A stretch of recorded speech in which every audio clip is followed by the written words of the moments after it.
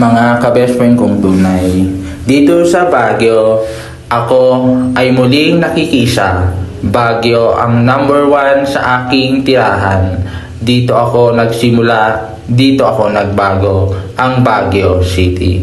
Ang Baguio City ang pinakamaraming turista pasyalan dito sa Baguio. Dito rin ako nakahanap ng kasiyahan, katahimikan ng buhay.